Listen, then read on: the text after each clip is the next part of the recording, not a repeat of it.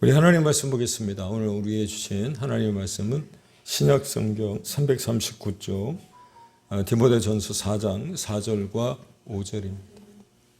저를 한번 좀 따라해 주시기 바랍니다. 감사로 받으면 버릴 것이 없다. 예, 잘하셨습니다. 감사로 받으면 버릴 게 없다. 이게 부제로 달려 있지만 이 말씀, 오늘 여러분들이 디모데전서 4장 4절과 5절의 말씀을 함께 봉독을 했는데, 이 말씀이 제가 지난 한 주 묵상하면서 제목으로 이렇게 붙여놓은 것처럼 인생 말씀 한 구절이 되어졌으면 좋겠습니다. 할렐루야. 그래서 우리 앞에 봉독한 그 말씀을 다시 한번 좀 여러분들이 봉독해 보면 좋을 것 같습니다. 하나님께서 지으신 모든 것이 선함에 감사함으로 받으면 버릴 것이 없나니 하나님의 말씀과 기도로 거룩하여 짐이라. 다시 시작. 하나님께서 지으신 모든 것이 선함에 감사함으로 받으면 버릴 것이 없나니 하나님의 말씀과 기도로 거룩하여 짐이라. 아멘. 할렐루야. 그래요. 이 말씀을 몇 번이고 반복해서 외우시면 아마도 한 10분, 아니 한 10번 정도만 여러분들이 외우시면 금방 외워질 것 같은 생각이 드는데, 저의 신앙 모토로 삼아야 되겠다라는 생각을 가졌듯이 여러분도 그렇게 신앙 모토로 삼을 수 있었으면 좋겠습니다. 그러게 제가 지난 한 주 묵상하며 설교를 준비하는 가운데 보았던 예화가 하나 있습니다. 아마 여러분들이 들어보셨을 것 같은데 한 번쯤은 들어보셨지 않을까 싶기도 하는데, 그냥 소개하기보다는 제가 살짝 인용을 좀 했습니다. 한번 들어보십시오. 수도원과 감옥이 있습니다. 어떻게 다를까요? 차이가 있을까요? 여러분의 생각은 어떻습니까? 같은 점도 있지만 다른 점도 있겠죠. 같은 점이라고 한다면 아마도 고립되었다는 점일 것입니다. 외로운 장소라고 하는 거죠. 그러나 수도원에 간 사람은 기쁨으로 자기가 원하여 갔고 언제든지 자기가 원하면 떠날 수 있는 곳이 수도원입니다. 그냥 자유로운 거죠. 그리고 수도원은 자기가 원하여 갔기 때문에 아무리 고립된 장소이고 외로운 장소라고 할지라도 하나님께 감사할 거예요. 뿐만 아니라 하나님께 기도하며 하나님을 만나는 그런 복되고 귀한 장소가 되지 않을까요? 그러나 감옥이라고 한 것은 억지로 간 것입니다. 물론 자신이 죄를 지었기 때문에 그 잘못으로 인하여 감옥에 간 것은 맞지만 분명 억지로 간 것이기 때문에 그저 매일매일 불평하기 마련일 것이고요. 또 남 탓하기 좋은 곳이 바로 감옥이 아닐까 싶습니다. 그런데 우리가 이 땅을 살아가면서, 그렇죠, 이 세상을 살아가면서 수도원에 있으면서도 감옥에 있는 것처럼 사는 사람이 있고, 감옥 안에 있으면서도 수도원과 같은 생활을 하는 사람들이 있더라고 하는 거예요. 우리가 잘 아는 성경에 나오는 그런 인물이 한 사람이 있습니다. 누구냐면 요셉. 요셉은 형들에 의해 애굽의 노예로 팔려가게 되었고요. 거기서 만난 보디발이라고 하는 그 시위대장 보디발의 집에 가서 그 총무일, 가정일을 다 도맡아 하면서도 보디발의 아내로부터 누명이 씌워져서 감옥에 들어가게 되었다는 겁니다. 원치 않았던 일이 벌어진 것이죠. 불평할 수 있었을 것입니다. 원망할 수 있었을 거예요. 그런데 요셉은 달랐다라고 하는 겁니다. 오히려 사람들에게 소망을 주는 사람이 되었고, 그를 지켜보던 간수가 그의 성실함을 보고는, 여러분 한번 생각해 보세요. 이 요셉의 스토리를 다 알고 계시잖아요. 요셉이 감옥에 들어갔을 때 그의 신분이 무엇이었습니까? 종이었어요. 종. 그런데 기록에 보면 이 요셉이 들어간 감옥은 어떤 감옥이었느냐면, 여러분 감옥 가보셨나요? 감옥에 가보신 적 없으시죠? 감옥에 가면 정치범 수용소가 따로 있고요, 경제범 수용소가 따로 있고요, 그 다음에 아주 악한 범죄자들이 있는 곳이 따로 있어요. 알고 계시나요? 예전에 경목회, 유치장 여기 남부경찰서에 가보니까 한 대 이렇게 모아놓기도 하긴 했었습니다만, 예전에 인천 교도소에 갔더니, 인천 교도소, 제가 들어간 게 아니고 거기 예배 드리러 간 거예요.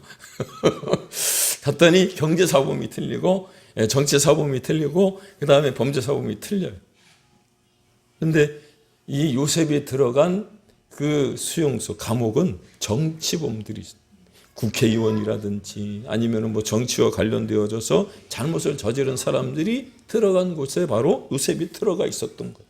그런데 종이었던 요셉이 오히려 그 사람들을 어떻게 했어요? 관리하고 있는 거예요. 간수가 가만히 요셉이 하는 행동을 보니까 얼마나 성실한지 감옥에서의 모든 재반 업무를 맡겼고 돌보지도 않았다고 여러분이 보시는 창세기 39장 22절에서 23절에 그렇게 기록해요. 간수장이 옥중 제수를 다 요셉의 손에 맡김으로 그 재반 사물을 요셉이 처리하고, 간수장은 그의 손에 맡긴 것을 무엇이든지 살펴보지 아니하였으니 이는 여호와께서 요셉과 함께 하심이라. 믿습니까? 여호와께서 그를 범사에 형통하게 하셨더라. 아멘. 그런데 제가 이 본문을 가끔 이렇게 들춰보다가 피식피식 웃음이 날 때가 있어요. 왜냐하면 요셉이 지금 어디에 있는 거죠? 감옥 안에 있는 거예요. 아니, 감옥 안에 있는데 하나님이 형통하게 하셔봤자 도대체 뭐가 형통한 거냐는 거예요. 감옥 안에 내내 있는데, 거기서 술 맡은 관원장과 빵 굽는 관원장의 꿈을 해석해 주고, 술 맡은 관원장이 풀려나고 2년 동안 그 사람을 기억할 줄 알았는데 기억도 안 해주고, 내가 금방 그 사람으로 인하여서 이 수용소에, 이 감옥에서 나갈 것 같이 여기셨는데 아무 일도 일어나지 않았는데 뭘 형통케 하셨을까? 그런데 아마도 요셉이 그 마음 가운데 여러분들 오늘 함께 봉독했던 그 말씀, 하나님께서 지으신 모든 것이 선함에 감사함으로 받으면 버릴 것이 없나니 하나님의 말씀과 기도로 거룩하여졌음이라 라고 하는 이 말씀을 그의 인생의 말씀 한 구절로 그렇게 삼고 있지 않았을까, 그런 생각을 해보는 거예요. 왜? 그 감옥 안에 있으며 그 고난 가운데 있으면서도 하나님께서 내게 주신 어떤 시간과 환경과 상황들이라면 하나도 버릴 게 없을 거야 라고 그런 어떤 믿음을 가지고 감옥 안에 있었지만 수도원에서 사는 것처럼, 수도원에 자원하여 간 것처럼 그가 그렇게 생활하고 성실하게 일했다라고 하는 거지. 그런데 그걸 어떻게 알 수 있느냐면, 여러분, 그 야곱이 이제 요셉에 의하여 고센 땅에 와서 함께 그 좋은 목초지에서 살아가다가 이 야곱이 죽게 되어졌을 때 요셉이 애굽의 총리였거든요. 그리고 애굽의 총리가 되어진 그 요셉을, 그를 인신매매한 형들이 만났을 때 혹시 나에게 보복하는 것 아니야 라고 하는 마음의 부담이 있었을 것 아니에요. 왜요? 그들이 지은 죄가 있었잖아요. 요셉을 시기하고 미워하고 그래서 어떻게 했습니까? 그를 애굽에 팔아버렸단 말이에요. 죽이려고까지도 했었던, 그래서 네 죄를 네가 알렸다 그런 거 아닙니까?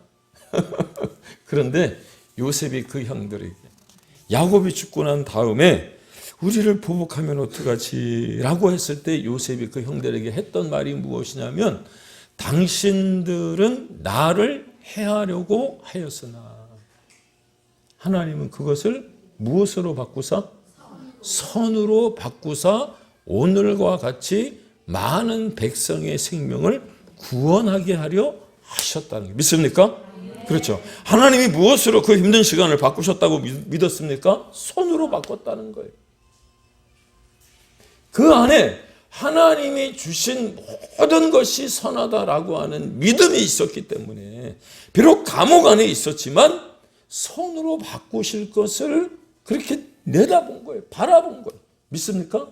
그래서 요셉의 별명이 뭐예요? 꿈쟁이 요셉, 꿈꾸는 요셉이잖아요. 사랑하는 여러분, 우리가 꿈을 크게 꿀 수 있기를 주의 이름으로 축복합니다. 별로 아멘이 작으세요? 꿈을 꿔도 개꿈을 꾸는 게 아니라 좀 큰 꿈을 꿀 수 있기를 주의 이름으로 다시 한번 축원합니다. 큰 꿈을 꾸는 거예요. 볏 집단이 자기를 향하여 어떻게 해요? 절을 하고 요셉이 그 꿈을 꿨잖아요. 해와 달과 별이 자기를 향하여 절을 하는 꿈을 꾸는 거예요. 지금은 내가 비록 볼품없고 초라해 보일지 몰라도 어느 순간 하나님이 나를 높이실 거라고 하는 믿음이 있었어요. 그 모든 환경을 손으로 받고 살아. 근데 그 이야기를 누가 들었어요? 야곱이 듣고 그 입 다물라 가만히 있어. 가만히 있어. 왜? 혹시나 형들이 시기할까 봐. 그런데 그걸 형들한테 얘기를 했다가 질투를 모면할 수 없었잖아. 그래요. 감사하면 감옥 안에서도 수도원 같은 삶을 살 수 있지만 불평하고 원망하기 시작하면 만족하고 충만해도 그 삶이 늘 감옥같이 여겨지는 거예요. 생각해 보십시오. 살다 보면 모든 상황과 여건들이 우리의 마음에 다 이렇게 뭐라 그럴까요? 이렇게 꼭 드는 게 별로 없어요. 한 예를 들면 결혼할 때만 해도 야, 부모님이 봤을 때 저 사람 아니면 안 된다고 말하는 딸, 아들 때문에 그래 어쩔 수 없이 그냥 사이 보고 며느리 봤는데 그래서 내가 그렇게 우겨서 부모님한테 허락받아서 결혼을 했다면 잘 살아야 되는 것 아니에요? 눈에 콩깍지가 씌워서 우겨서 결혼했으면 부부의 연을 맺으셨다면 그런데 시간이 지나고 세월이 흐르면서 그 사람이 콩깍지 씌웠을 때처럼 그렇게 마음에 들던가요? 아니잖아요. 아내나 남편이 모두가 다 마음에 드는 것 아니잖아요. 여러분들은 다 마음에 지금까지 20년, 30년 사시면서 다 마음에 드시는가 봐요. 동의를 별로 안 하시는 것 같은데. 그래서 남는 단어가 무엇이냐면 평생 원수예요, 원수. 원수도 아니야, 왼수야, 왼수. 로또잖아, 로또. 로또가 뭔지 아세요? 그렇지, 안 맞아. 평생 안 맞아. 왜 그렇게 안 맞는지.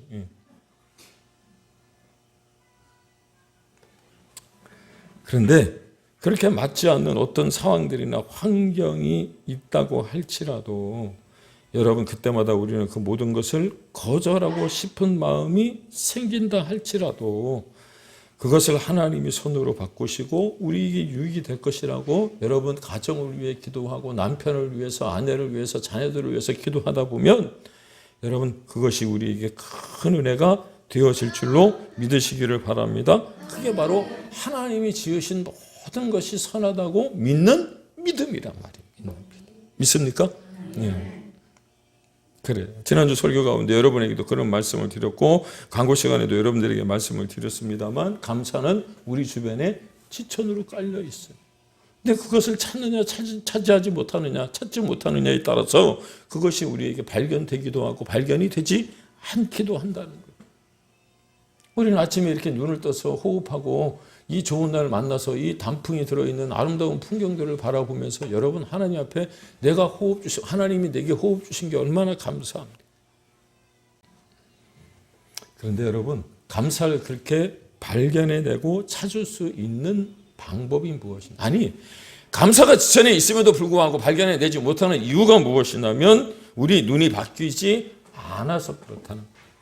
사랑하는 여러분 우리가 가지고 있는 눈은요 두 개의 눈이 있다는 거 아십니까? 하나는 육체적인 눈이에요. 여러분들이 저를 바라보시는 눈, 그렇죠? 지금 이렇게 그냥 겉모습으로 보여지는 그 눈이 있는가 하면 어르신들이 이야기하는, 성현들이 이야기하는 눈 가운데 하나는 마음의 눈이에요.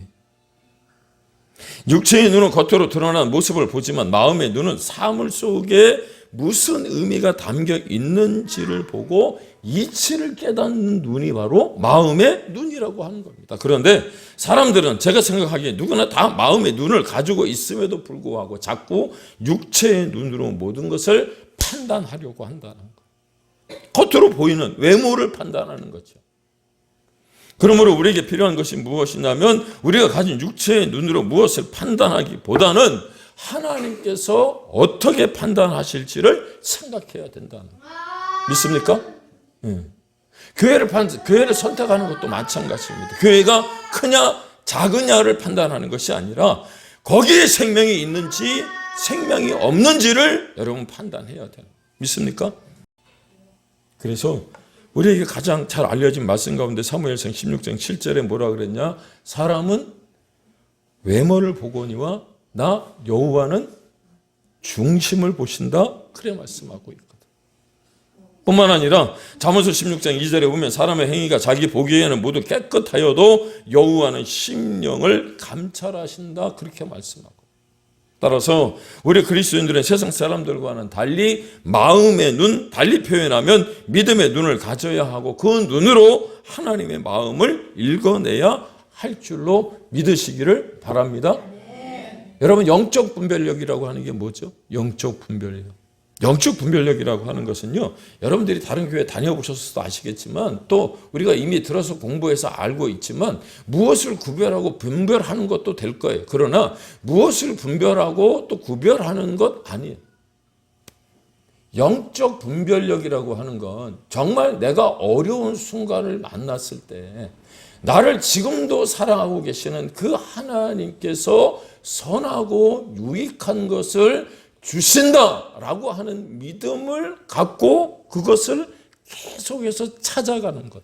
그게 영적 분별력인 줄로 믿으시기를 바랍니다. 그때 누가 계셔야 되는 거죠? 바로 예수님을 찾아야 돼요. 믿습니까? 네. 무엇이 옳은 거고 무엇이 그른가를 판단하기보다는 내가 정말 힘든 순간을 맞이했을 때 선하고 유익한 것을 주시는 그 하나님 만날 수 있기를 예수님의 이름으로 축복합니다. 그런데 지난 3일 밤 기도회 때도 그런 말씀을 드렸습니다만 이게 왜 잘 안 되느냐면 우리가 수시로 하나님의 말씀을 대하면서도 사람이 잘 안 바뀌는 이유가 무엇이냐면 내가 변하고 바뀌어야 한다는 사실은 알고 있음에도 불구하고 나는 아니고 옆에 있는 사람이 먼저 바뀌어야 된다고 자꾸 생각하는 거예요. 나는 아니야. 남편이 바뀌어야 되고 아내가 바뀌어야 되는 거지. 나는 아니야. 저 집사님이 바뀌어야 하는 거지. 난 아니야. 라고 생각하는 게 그게 여러분 조금은 문제가 되어져서 바뀌지 않는 거예요. 시각이 안 바뀌는 거예요. 마음이 안 바뀌는 거예요. 그러다 보니까 우리는 늘 불만이 가득한 눈초리로 세상을 바라보니 선한 게 하나도 없어요. 내 눈에 보이는 거는 늘 불만 덩어리고 원망 덩어리고. 그런데 진즉 바뀌어야 할 것은 바로 나 자신인 줄로 여러분 깨닫기를 바랍니다. 나의 변화가 나의 변화가 먼저라고 하는 것 여러분 이 시간 인정할 수 있기를 주님의 이름으로 축원을 드립니다. 여러분 한나라는 사람의 이름을 들어보셨나요? 한나. 성경에 나오는 한나. 예? 요즘에 아이들 태어나고 목사님 이름 지어주세요. 그러면 한나라고 하는 이름도 지어주기는 하는데 한나라고 하는 여인이 있어요. 근데 이 여인이 성경 사무엘상에 보면 그가 하나님 앞에 드린 기도가 있더라고요. 뭐라고 기도를 했느냐. 여호와는 주기도 하시고 살리기도 하시며 스올에 내리기도 하시고 거기에서 올리기도 하시는도다. 여호와는 가난하기도 하시고 부하기도 하시며 낮추기도 하시고 높이기도 하시는도다. 가난한 자를 진토에서 일으키시며 빈궁한 자를 거름더미 위에서 올리사 귀족들과 함께 앉게 하시며 영광의 자리를 차지하게 하시는도다. 땅의 기둥들은 여호와의 것이라 여호와께서 세계를 그들 위에 세우셨도다. 아멘. 자식이 없어서 하나님 앞에 부르짖고 간구하는 가운데 그의 남편이 가뜩이나 자식을 못 낳아서 분이 나 죽겠는데 분인나라고 하는 여인을 들여서 자식을 낳고 자식을 못 낳는다고 하는 그 당시 어떤 천대받는 그 서러움 가운데 하나님 앞에 그 자녀를 주면 그가 하나님께 드리겠다라고 하는 소원 가운데 하나님이 그에게 누구를 주셨어요? 사무엘 선지자를 허락해 주시잖아요. 그뿐입니까? 사무엘만 낳나요? 아니요. 그 외에도 자식을 5이나 더 주셨어요.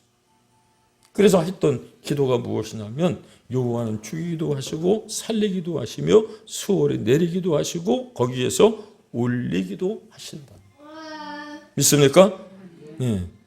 땅의 기둥들은 다 여호와의 것이고 여호와께서 세계를 그들 위에 세우셨도다라고 하는 이 고백은요, 하나님의 마음을 읽어내는 눈을 가지고 있었기 때문에 이런 고백을 드릴 수 있었다라고 하는 것 여러분 기억할 수 있기를 주님의 이름으로 축원을 드립니다. 다시 한번 여쭙니다. 지난 설교 시간에 부정적인 생각을 이기는 것이 무엇이라고 했죠? 좋은 생각 아니에요? 긍정적인 생각 아니에요? 감사라 그래, 감사. 그리고 그 감사가 입으로 고백되면 오늘 말씀 5절에 무엇라고 선언하는지 보십시오. 뭐라고 되어 있습니까? 하나님의 말씀과 기도로 거룩하여 지미라.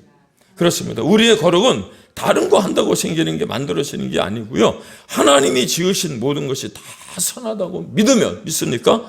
감사함으로 받으면 버릴 것이 없다라고 하는 확신이 내 안에 있을 때 가능한 거예요.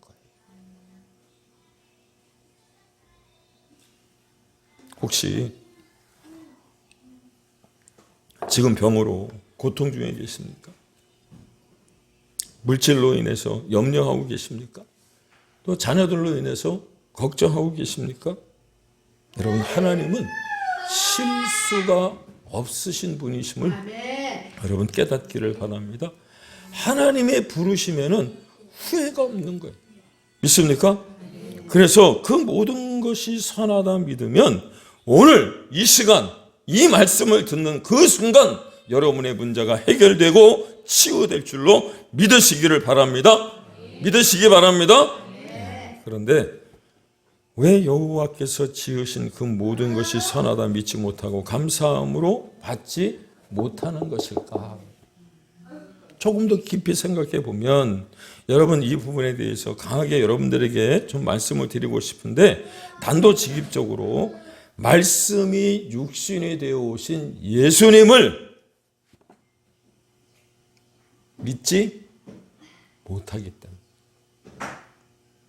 말씀이 곧 하나님이시라고 하는 사실을 머릿속으로만 지식으로만 알고 있기 때문에 마음으로 그게 믿어지고 예수님을 인격적으로 만나야 됨에도 불구하고 그냥 수박 거달기식으로 코끼리 만지듯이 그냥 예수님을 만나고 계시니까 하나님이 지으신 그 모든 것이 다 선하다. 하나님이 내게 주신 그 어떤 순간도 하나님이 주신 그것이 버릴 게 없다라고 믿지 못하는 거예요. 그러니까 염려하고 걱정하고 근심하는 거예요. 여러분 민수기 20장에 보면은요, 이 출애굽을 하고 난 이후에 38년이 지난 후 그들이 신광야 앞에 섰어요. 이제 가나안이 눈앞에 목전에 보이는 거예요. 그런데 그 목전에 보이는 가나안 땅을 들어가려면 바로 앞에 있는 에돔이라고 하는 나라가 있었거든요. 근데 그 에돔을 이렇게 가로질러 가면 뭐 바로 들어갈 수 있는 어떤 순간을 맞이하는데 에돔이 누구예요? 에돔? 네? 에서의 후손들이잖아요. 그러니까 어떻게 보면 이스라엘과 친척지간이요. 그래서 모세가 찾아가고 에돔에게 길을 좀 열어달라 그랬더니 에돔이 길을 열어주질 않는 거예요. 혹시 내가 길을 열어줘서 돈을 달라고 통행세를 내라고 하면 내가 그 돈을 줄 테니까 그 길을 열어달라고 함에도 불구하고 에돔이 안 된다는 거예요. 그래서 어떻게 합니까? 그 신광야 앞에서 다시 가나안을 향해서 돌아가는 그 순간 여러분 하나님이 38년 동안 먹이시고 입히시고 재우시고 보호하시고 낮에는 구름기둥으로 밤에는 불기둥으로 그렇게 텐트 쳐가면서 하나님이 이끌어 주셔서 그 시간까지 오게 하셨다면 감사해야 됨에도 불구하고 이스라엘 백성들이 민수기 21장에 보면 그 마음이 상했다 그래요. 상했다. 여러분 강아지하고 고양이하고 어떻게 틀린지 아세요? 우리 그 태영이 엄마 현주자매는 아마 잘 알 것 같은데 왜 사람들은 고양이를 별로 안 좋아하고 강아지를 좋아하는 줄 아십니까? 강아지는요 10번을 주인이 10번 중에 9번을 잘못하다가 한 번만 잘해줘도 강아지는 주인을 죽기 살기로 따라요. 근데 고양이는 10번 중에 9번을 잘해주다가 한 번 잘못하면 얘가 탁 돌아서요. 그거 아시나요? 그런 특징을 아셔야 돼요. 예? 모르셨어요? 그래서 사람들은 강아지를 좋아하는 거예요. 예. 하나님이 10번 중에 9번을 잘해주시다가 한 번 어쩔 수 없이 에돔의 마음을 돌이키지 못해서 신광야 앞에서 돌아서 가나안 땅을 돌아가게 했더니 그 마음이 상했고, 뭐라고 얘기하냐면 하나님이 내려주시는 그 만나와 메추라기를 하찮게 여겼다. 하찮게 여겼다. 성경이 그대로 써있어요. 하찮게 여겼다. 여러분, 우리가 하나님 앞에 일용할 양식을 잘 받고 있음에도 불구하고, 하나님이 주시는 그 말씀이 우리를 이끌어 가심에도 불구하고 혹시 하찮게 여기고 있는 것은 아니냐는 거예요.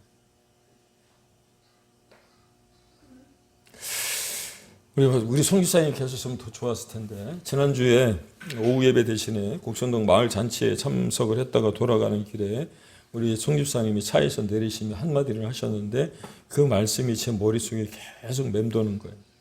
우리 집사님이 어떤 일을 하나 이렇게 하시면서 요즘 내가 그게 낙이야, 그렇게 얘기를 하셨어요.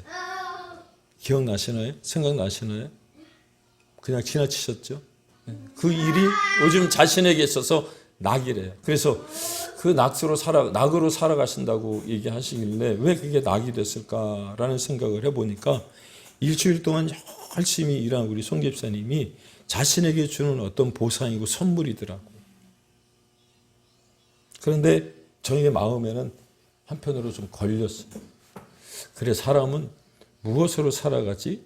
라는 어떤 생각이 들어가면서 제 마음 가운데, 그러면 나는 요즘 무슨 낙으로 살아가고 있을까? 한편 그런 생각이 들었어요. 여러분은 요즘 무슨 낙으로 사십니까? 제가 지난주에 그 말씀을 듣고 돌스토이의 사람은 무엇으로 사는가라는 책의 이름이 기억이 나서 이렇게 찾다 보니까 마침 이미지에 저런 이미지가 나오는 거예요. 요즘 무슨 낙으로 살아요? 요즘 무슨 낙으로 사십니까? 라고 하는 이미지가 있더라고요. 그래요? 사랑하는 여러분, 요즘 여러분들은 무슨 낙으로 살고 계십니까? 사랑하는 여러분, 우리가 하나님의 자녀라면 하나님의 자녀인 모든 그리스도인들은 무슨 낙으로 살아가야 할까요? 바라기는 예수님 믿는 낙으로 살아갈 수 있기를 주님의 이름으로 축복합니다. 성경을 통하여 말씀을 깨닫는 낙으로 살아갈 수 있기를 바랍니다. 주를 깨닫는 낙으로 살아가야 되고요, 십자가를 경험하는 그 낙으로 여러분 살아가야 하는 줄로 믿습니다. 우리가 찬송하잖아요. 내 기도하는 그 시간, 그때가 가장 즐겁다. 그런데 정말 그러신가요? TV 보고 쇼츠 보는 시간은 즐거운데 예배 드리는 시간이 정말, 하나님을 기도하는 시간이 정말 즐거우냐라고 말씀드립니다. 예전에는 그래도 가난하고 못 살았을 때는 예배 참석하는 것이 즐겁고 주님 바라보는 것이 즐거웠어요. 그런데 지금은 그렇지 않잖아요. 그러므로 우리의 눈이, 우리의 마음이 하나님이 주신 그 모든 것이 다 선하다고 믿으신다면 감사함으로 받는 영적인 삶을 살 수 있었으면 좋겠습니다. 동의하시나요? 그래서 오늘 성경은 우리에게 이렇게 가르쳐 주죠. 하나님의 마음으로 바라보면, 하나님의 시각으로 바라보면, 하나님의 시선으로 바라보면, 하나님의 그 눈동자로 바라보면 내게 주어진 그 어떤 상황도 버릴 것이 없다라고 말입니다. 쓸모없는 것이 하나도 없다는 거예요. 사랑하는 여러분, 얼핏 보기에 우리의 삶을 무너뜨리는 것이 있다 할지라도, 그럼에도 불구하고 감사함으로 받는 믿음이 우리에게 있을 때 그 모든 것이 다 유익이 되고요. 믿습니까? 그로 인하여, 그 믿음으로 인하여, 그 감사함으로 우리의 삶의 모습이 여러분 바뀌어지면 아우라가 생겨요. 아우라. 그냥 가만히 있어도 빛이 난다. 빛이. 믿습니까? 네. 어제 그제도 보니까 뭐 광고하는데, 이 바르니 광나래 이런 거, 그 인위적인 광 나는 거 말고 하나님의 말씀으로 여러분 변화되고 예수님을 믿는 그 낙으로 살아가면 가만히 있어도 아우라 광채가 일어나므로 세상 사람들이 우리를 바라볼 때 여러분 제대로 바라보지도 못해요. 동의하시나요? 그렇습니다. 요즘은 감동받을 만한 일이 없대요. 왜? 감동을 주는 사람이 그만큼 없거든. 그래서 예수 믿는 낙으로 여러분들이 그 얼굴에 광채가 나고 또 멘토가 없다고 하는 요즘 세상에 여러분들이 감동을 주는 사람들이 되어져서 감동을 그냥 100배, 1000배, 10,000배 이렇게 여러분 전해줄 수 있는 믿음의 종들이 다 되실 수 있기를 주님의 이름으로 축복합니다. 그렇습니다. 예수 믿는 사람들이 어려운 일을 만나도 두려워할 것이 없는 이유는 하나님께서 하시는 그 모든 일에 좋은 결과를 가져올 것이라 믿기 때문. 이것이 곧 우리가 하나님을 향한 마음이고요. 그 마음이 우리 가운데 있을 때에 우리 안에는 아마도 하나님이 주시는 행복 항아리가 10개, 20개쯤 여러분들 있으셔서 이 땅 위에 감동을 전해주는 행복을 유통하는 소망을 또 그렇게 배달하는 우리 큰사랑교회 성도인들이 다 되어질 줄로 믿습니다. 그런 삶을 이제 2024년도 얼마 남지 않았잖아요. 이렇게 살아가시고 마무리할 수 있는 우리 모두가 다 되시길 예수님의 이름으로 축복합니다. 기도하겠습니다.